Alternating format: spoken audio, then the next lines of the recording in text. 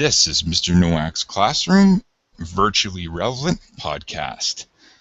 This is a Thursday on a nice evening in downtown Renfrew. We are going to be joined by tech expert, fashion guru, Brad Bennett, and this will be our first episode of what's called Teched Up. Now, knowing me as a basketball coach, you would think teched up means something of a inappropriate conduct on the court. But no, teched up is going to involve conversations about how technology can improve your life and reflections upon that. Now, another disclaimer, as this podcast continues to grow, we are days away from a plethora of episodes being uploaded from the social science courses that I teach. So if you subscribe to the podcast on iTunes, you might get a lot of episodes downloaded in the near future. So bear with us. Sports Storm will be back next week. But for now, today, episode 1 of Teched Up.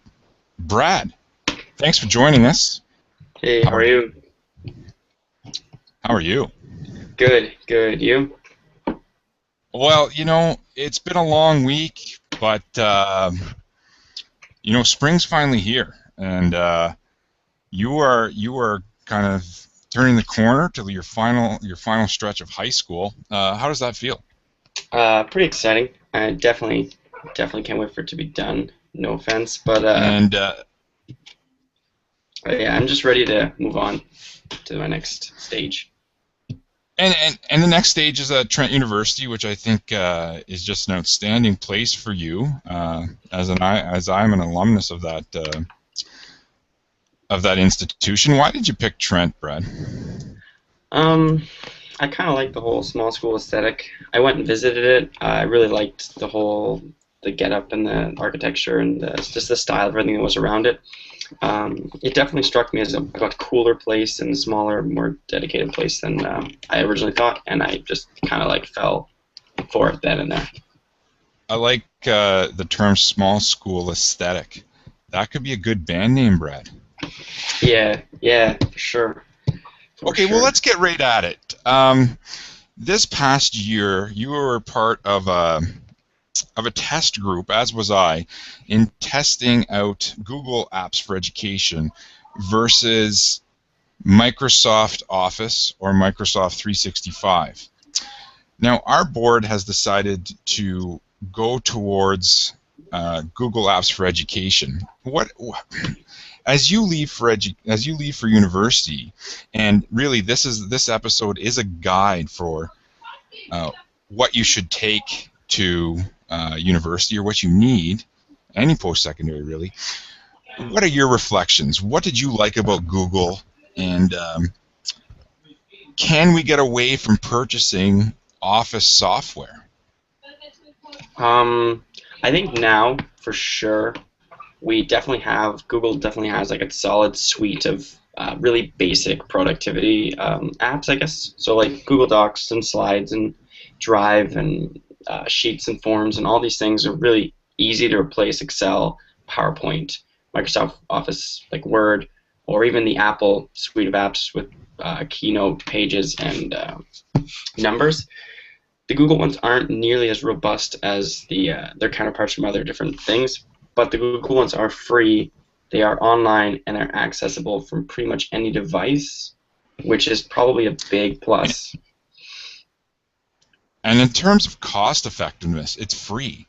So no longer, whatever device you buy, whether it's a desktop, a laptop, you no longer have to purchase, or you wouldn't have to purchase an Office type package. You can access Google anywhere that there's a web or Wi-Fi.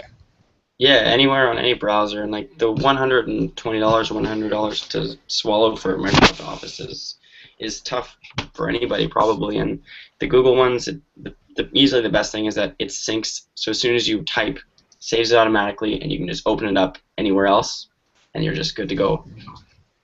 Which is somewhat lagging. It's there, but it's not as good with other competitors, I'd say. I like the efficiency of using a Google Doc rather than, I think in the past, if you're working at multiple locations, you would save your document to a USB port or email your document to yourself, and then access it at another location. Well, that is very inefficient. Now with Google Drive or a Google document, all the changes are saved with you, and saved in progress. So you never have to worry about what edition it was, or saving it on the wrong drive. It's going to be saved to the cloud or to Google Drive regardless, and I really, really like that. Yeah, I totally agree. And then all the other extra features like the collaboration, where anybody can log on and you can invite them to your doc and you can both write or work on a slideshow at the same time together from anywhere, is like a really big plus and a super innovative way to work on your projects that you didn't really have options to do that before. And pardon the pun with Google Plus, right? That is a plus for sure. Yeah. And inevitably at post-secondary, you do have to do some group work, and sometimes that can be inconvenient. You could be in a class with older adults or from distance ed students, so the ability to collaborate on a document or a PowerPoint using these collaboration tools is it's invaluable, really. Yeah, it's definitely a big leap into something you wouldn't have thought of before, but now that you have it, it's hard to get away from, for sure. Now, I think there is a little bit of a learning curve. I grew up, and my whole professional career has been using Microsoft products. That's what I'm comfortable with. But as you've played with Google Documents and Google Forms, which is their version of Excel, how long do you think it's taken for you to get comfortable with this kind of technology? For me, not long, but I'm a pretty big into technology and stuff, so I do a lot of playing along with it just in my spare time. But especially Google Docs is I would say probably super user friendly. It's set up so it kind of looks like a Microsoft Office page, like in your web browser. It's got like file, edit, undo, bold, italics. All this stuff looks kind of the same, so you're really not having a big learning curve from there. The parts where it does get a bit tricky is how to share your document, the collaboration. Printing can be a bit difficult. I know if you're on a Chromebook, and the comments and all this kind of looking up, and then Google Plus add-ons and other things like that can be a bit tricky. But once you get the hang of it, which doesn't take very long at all, I'd say, you're flying, and it's just second nature, pretty much. Yeah, I think all you need to do is, one document, prepare one document, or prepare one Google slide, and you're off to the races. Now, our next topic is talking about what device to buy. Many people have been using their family desktops to do their homework from high school, and now they have to make a decision about what device. Do I buy a desktop? Do I buy a laptop? Do I buy a tablet going on to post-secondary? What are some of your thoughts there? Okay, so right now I think I should put up what I'm running. I'm just running off the baseline MacBook Air from last year. So far it's a great device. I only really use it for web browsing, so that includes like YouTube, Google Docs, web browsing, all that kind of regular stuff. Plus it has all the basic functions of a Mac. And the 13-hour battery life is awesome to have with me. But like up until recently, I'm thinking maybe this might not be enough because it only has, I think, a 250 gig hard drive.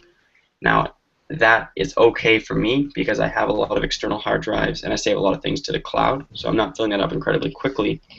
But anybody that does a lot of downloading music, downloading movies, a ton of picture editing or video editing on their computer is probably going to want something a bit more powerful and a bit more memory space, for sure. So, like, can you foresee people wanting to get a desktop, or do you think desktops are a thing of the past and we're moving towards a laptop-type society? I think you can definitely get a good laptop for a laptop that's on equal footing that as much stuff as you'll ever need for probably like $1,600 to $1,800 for a really good high-end one, which is pretty much. And that would be really high-end. Yeah, that'd be like the middle of the pack MacBook Pro or like a high-end Lenovo laptop or something like that, but that's going to be a full-on 100% desktop replacement. You're going to have tons of storage, tons of power. You're going to be able to do whatever you want and just not worry about anything. So the price you're paying is for a decent laptop, probably with a good screen, lots of storage, and then peace of mind as well. Could you foresee someone just choosing to buy a tablet for post-secondary education? I could definitely see someone maybe going the high-end iPad route because of the peripherals you can get with it, such as like keyboards and other like styluses and things like that. Now, the only problem with that is you're losing quite a bit of functionality that you would have with a computer, a traditional computer or a laptop.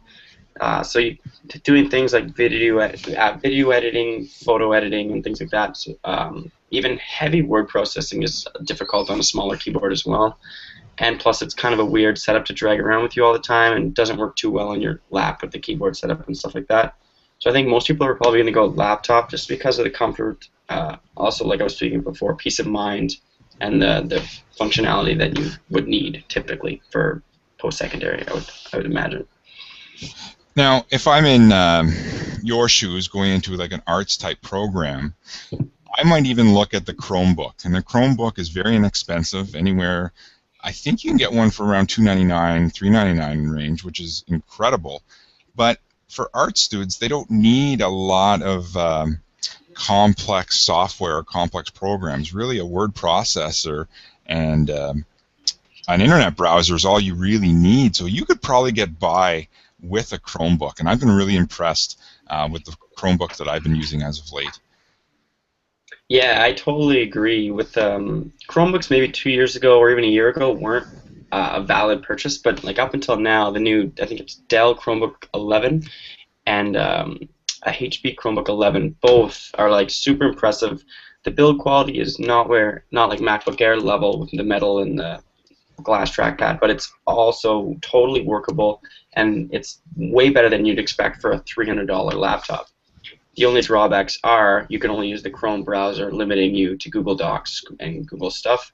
So you can only really do word processing and regular things you can do on the internet, which is a lot more than you could have before, but it's not the functionality that a lot of people would expect from a laptop.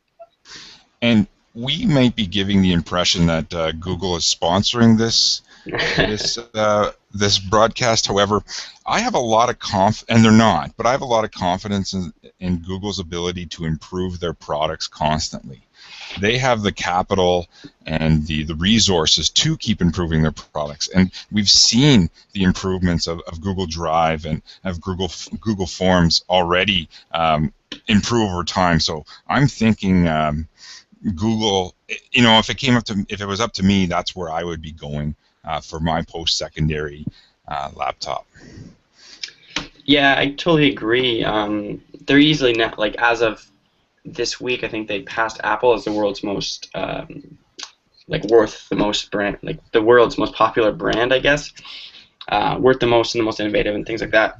But they're constantly just refining, and they're adding in all these things and all these different like outlets, and they're buying up all these different companies, and they're just improving everything. And they're really promising. Like up until this year, I was an Apple guy or like a Microsoft guy, and I've totally made the switch over to Google just because I believe it's a better technological ecosystem. Well, let's make that natural then transition to talk about smartphones, and I'm sure you're going to talk about the Android devices, which is the Google platform device. Some students, maybe a plan's expired, or they're going to get a new phone and a new plan as they move away to post-secondary. So what would you be thinking, or what would you be recommending in terms of smartphones, cell phones? Okay, so pretty much everyone I know is hardcore Apple, and not very many people are into the Android smartphones, just because when they first came out, when people my age were first getting smartphones, the Android, which is the Google phone operating system, was not very good, while iPhone was the gold standard. But as of this year, or even late last year, I would say they're on par, if not Android, edging Apple out for just the amount of things you can do with it. They're equally good smartphones. They all have Like if you buy a high-end one, such as like a Nexus 5, the OnePlus One, which I'll talk about later, like a Samsung Galaxy S4 or S5, or even the HTC One, you're going to get like a really good phone on par with Apple, and easily not waste your money on something you think is not worth your while. So do you think Apple is losing their grip on the smartphone world? I don't know. See, everyone I know, not everyone, but most people, if you look around, you're seeing iPhones ranging from 4s to 5Ss. A lot of 5Cs have recently. Apple, I think, made a good call, at least in our market, to put out that phone, the cheaper iPhone. But I think maybe within the next couple of years, with releases from Android, you're going to see more of a shift as people start to realize that maybe Apple isn't the end-all, do-all of smartphones, and it's just it doesn't have, at least from my point of view and from what I've seen, Android doesn't have the market share in where I live that people are looking at it and going, that's a cool phone. I wonder like what I can do with that. They're seeing their friends with iPhones and they're getting iPhones. They're seeing themselves in the Apple ecosystem, which I don't know if it's the best anymore. Especially the phones maybe are lagging a bit behind newer Android phones for sure. Okay, so and I think the competition, as we're seeing phones like the Android device, like the OnePlus One, like the HTC, this should push each other to make each other's products better. Let's talk about the OnePlus One and what that's going to bring to the market. Okay, the OnePlus One it's recently come out. It's not out yet. You can get them if you get a special invite, but it should be out in the summer. It's from the Chinese manufacturer OnePlus, and then the phone's name is One, and it's a super high-end phone that they're trying to sell for brand superiority for super cheap. So you can buy a 16 gig OnePlus One, and that's like a 1080p screen, so that's like the best you can get. Tons of Android features, a super fast processor, faster than an iPhone for sure. A 13 megapixel camera, just some specs on it. 16 gig storage for, I think it's $299 the base model is, and then it jumps right up to the 64 gig for $350. Now, you totally disagree with me, but I'm BlackBerry strong. I'm BlackBerry for life, and I've tried to get the hashtag BlackBerry strong trending. That's never gonna trend. What future do you think BlackBerry has in the smartphone market? I think it definitely has a future. There's definitely a hardcore BlackBerry user. For life. Yeah, that's not gonna just back away because they're having a hard time. But I can't see them getting back to what they once were. They're gonna fall, I would say, squarely into fourth place behind Windows Phone, and probably be there for quite some time. Just because Windows Phone's been adapting so much, and they have like increased profits, and with Microsoft backing them, they have tons of money. So they're not nearly as good as an iPhone or an Android phone, but they're there. And then BlackBerry, with its recent troubles and people not buying their phones because they don't have enough apps and all this other stuff, and their hardware is kind of old and not keeping up with modern day trends and things like that, that people are going to look by them maybe in the way they looked by Android phones a few years ago. Okay, so we've talked about some of the practical things that students will be buying in terms of desktops and apps for education. Let's get into more of the fun stuff. What are some of the trends or apps that the kids are using for music and speakers, and what will you be using? You'll be off to a residence room next year, and what do you think students need or want from their music and speaker terms, I guess? All right, so this is going to be one of the places where I probably use it different things, and a lot of people disagree with me, just because of the pure cost of it. But for speakers next year, I'm going to get a small Bluetooth speaker. So basically, your two best options in that bet are the Jambox by Jawbone or the Beats Pill. I think the Beats Pill is a little bit over $200, and the regular Jambox is $150. I think they both sound pretty similar in sound quality and things like that. But they're just small speakers, and they'll connect to any modern-day phone with Bluetooth, or even an iPod Touch, or the new iPod Nano has Bluetooth, and it'll play all your music over that. Super easy to set up and use. I think they all both have very long battery lives. They charge on just a cable, not like a one that an Android phone would charge on or a BlackBerry. And they're pretty versatile. They're small. You throw them in your bag. They're about the size of maybe like a water bottle, roughly. And they have really good sound quality for the size of them, something you wouldn't expect. And I think that would be probably the best speaker setup for someone in the room, right? Because you don't want to be bringing it with you maybe to outside and just throwing it down and having it last for a couple of hours, or bringing it with you to the beach or something like that. And then you don't want to going to the beach often at University in Peterborough, or? No, but I'm just thinking like places where you'd want to bring a speaker that's not your room. Which it would work well in your room. The rooms aren't huge, right? You don't want something super loud to annoy people. I think it would be a fairly good bet. Well, Trent's known for its outdoor spaces, so you'll be taking it to what's called a quad rather than the beach. So I totally hear you on that one. Pardon the pun. Now, in terms of movies and gaming, I think there's always the temptation to procrastinate watching some of this online content, but you do need some breaks. What's your take on the movies and gaming apps or technology for next year? Yeah, so this is probably the part where most people are going to have something, because I know everybody probably has like a Netflix subscription or is planning to get one, or different subscriptions through different services, such as like the Movie Network app or something like that. But the only way people are going to watch Netflix is probably on their laptops or their phones, which is always a good bet. If you have a good phone with a good screen, it's always awesome. But anybody that has a TV or knows of a TV they can use, I think the best bet would either be to buy like an Apple TV or a Chromecast. So Chromecast is Google and Apple TV is Apple, and both of them basically plug into the TV. The Apple TV is a box that you watch Netflix on and other things. You can play videos, stream them from your phone or laptop onto it.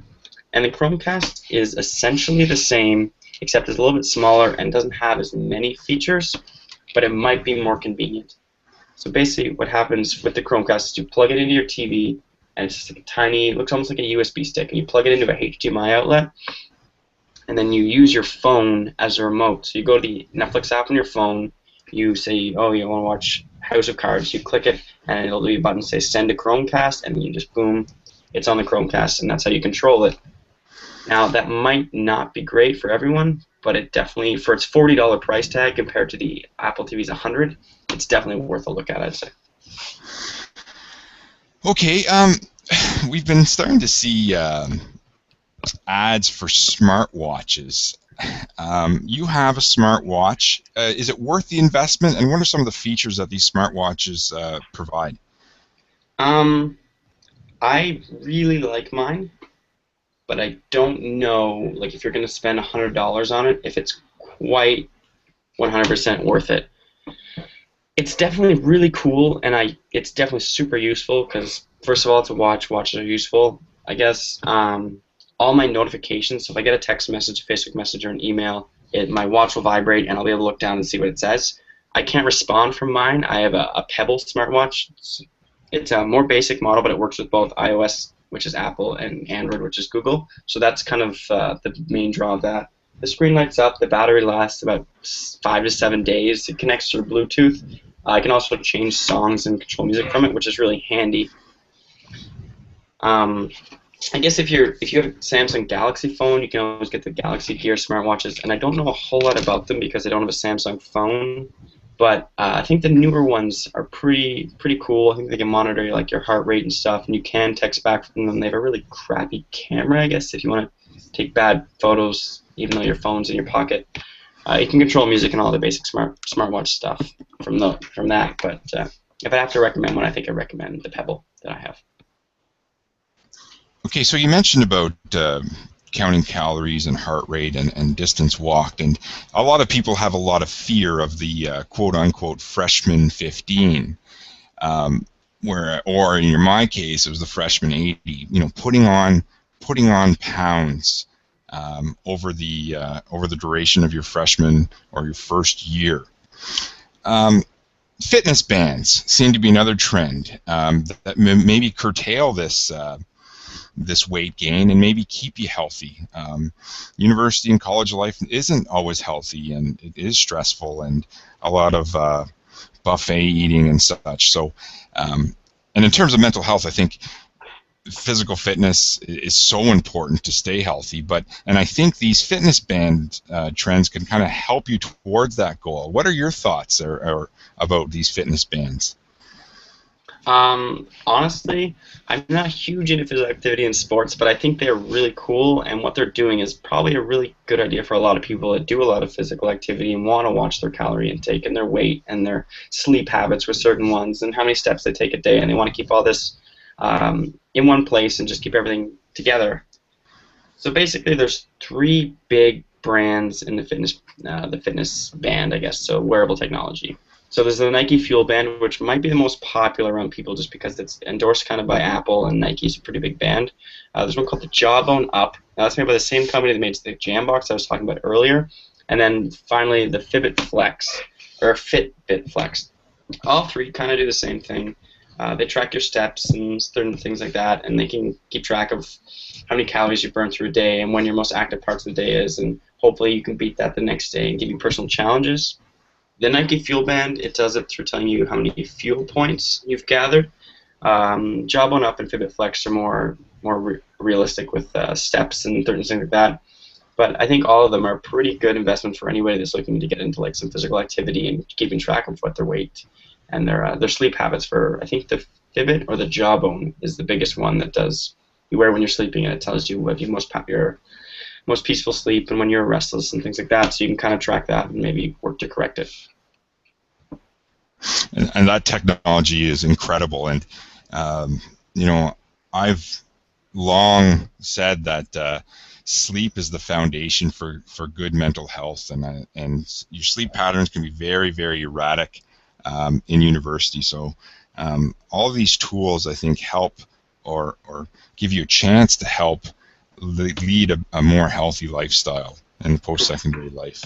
I think one of the biggest things about them is that they're definitely a motivator. Because I feel like if you're wearing one, especially the Nike one or the other ones with displays, and they tell you like, oh, you've reached half of your goal today, then maybe you're going to look at it, it's going to be like 5:30, like, well, I guess I could probably go out and maybe try and finish my goal and reach my checkpoint for today. Kind of like things like that. So you look at it, it's more like a reminder to like maybe get up and do something, rather than just sitting alone and being like, I could do something, but what's the point? As opposed to beating your score from the day before and getting the points and the fuel points and calories burned and things like that, kind of just to keep you motivated and run the right track.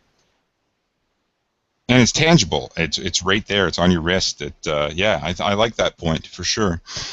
Now, I guess the last segment is kind of talking about some of the other apps that you would recommend that could help students, succeed in both a social, financial, and educational world next year. Yeah. There's a few that I use. I'm assuming some people use a lot of them too. So of course, there's like you get your general Microsoft Office app, Google Docs app, or Pages app to do some editing on whenever you can and maybe read over some notes and things like that. Those are always really handy to have. I know I've always had the one that I've been using. So that's kind of a given. I'm sure everybody will do that.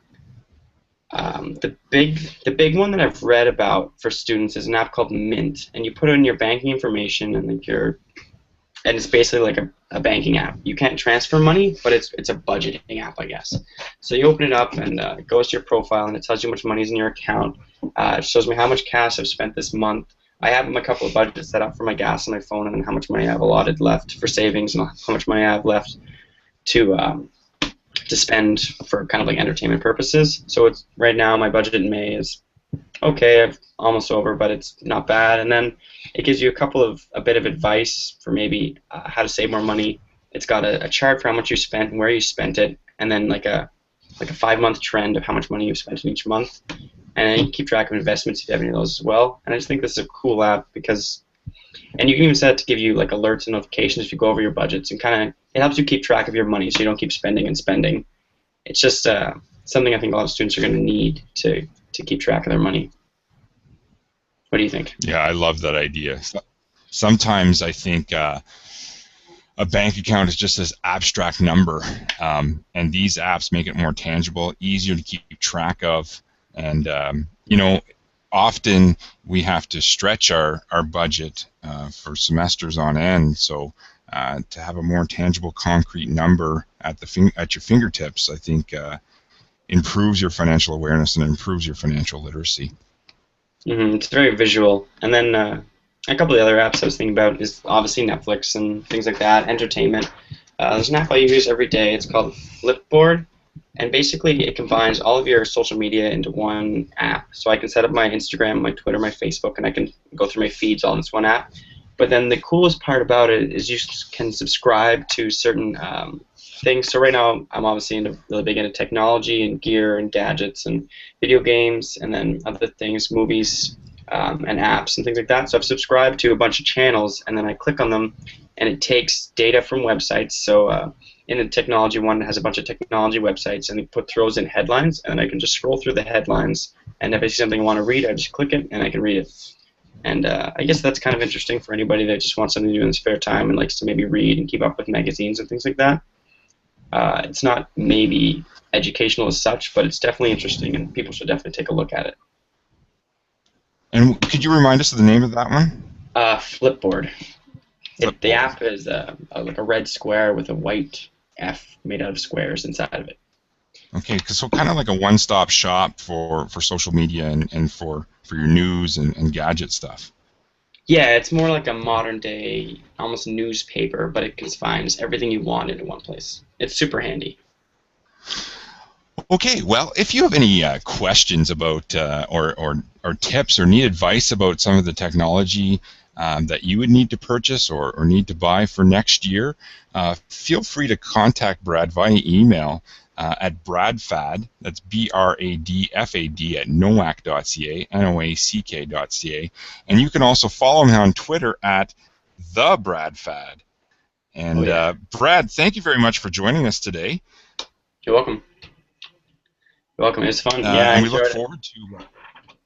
look forward to the second episode of Teched Up, and hopefully we'll get into some more conversations about more fun we can have with technology. I'd like you to take the time to recognize our sponsor, Try Hard Apparel. Need logo designs, T-shirts, social media productions? Try Hard Apparel is the company to attack. Email them at tryhardapparel@live.ca. That concludes episode 1 of Teched Up. I'm Mr. Noack.